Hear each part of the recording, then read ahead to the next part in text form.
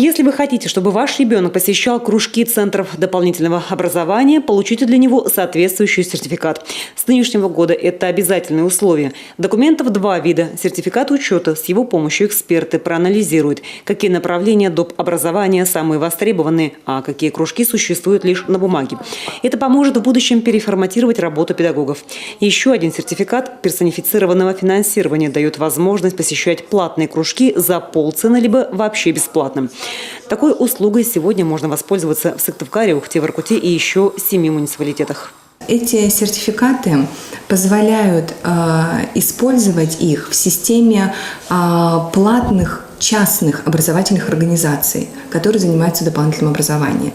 То есть ваш ребенок, если вы живете в городе Сыктывкаре, или вы за него, получая сертификат учета и сертификат персонифицированного финансирования, это один единый сертификат, вы имеете право выбрать 3 программы на бюджетной основе и 1 программу на платной основе.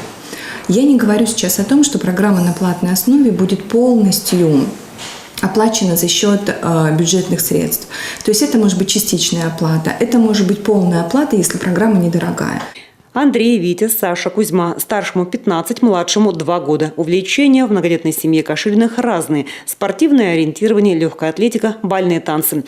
На кружки и секции из семейного бюджета ежемесячно уходят по 6 тысяч рублей. Одна одежда на бальные танцы чего только стоит. Туфли – 2500. Еще 2 – рубашка, брюки за 1500. Так что сертификат для многодетной семьи – хорошее подспорье. Мы уже планируем в сентябре отдать уже младшего на танцы, самую младшую группу.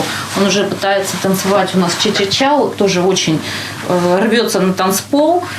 И это накладно для нас, будет 2 танцора. Сертификаты начали выдавать еще в начале августа, но на сегодня их получили лишь 25% родителей. А ведь без этого документа ребенок не сможет посещать кружки.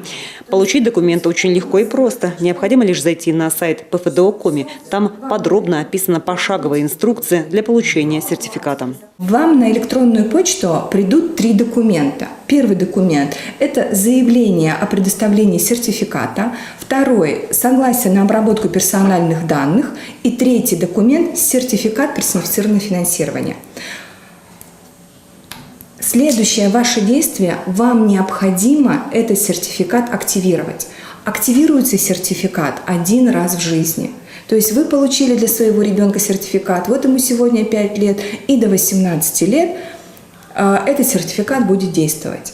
Вы берете следующие документы, распечатаете заявление, которое пришло вам на электронную почту, распечатаете согласие, которое пришло к вам на электронную почту, естественно, их заполните и подпишите, возьмете с собой копию вашего паспорта, копию свидетельства о рождении вашего ребенка или копию паспорта и документ, подтверждающий прописку вашего ребенка в городе Сыктывкаре или в любом другом муниципальном образовании. И отнесете эти документы в Центр дополнительного образования для активации. Всего 4 центра занимаются активацией, но все центры принимают документы и самостоятельно несут документы родителей в центры, которые активируют эти документы. После активации сертификата вы сможете выбрать на сайте необходимую программу для вашего ребенка, подать заявку в тот или иной образовательный центр. Обязательное условие – в течение 3 дней после обращения подойти туда уже с документами, чтобы подтвердить, что вы действительно хотите водить к ним своего ребенка. В ином случае ваша заявка будет аннулирована. Татьяна Супряткина, Дмитрий Ведерников, телеканал Юрган.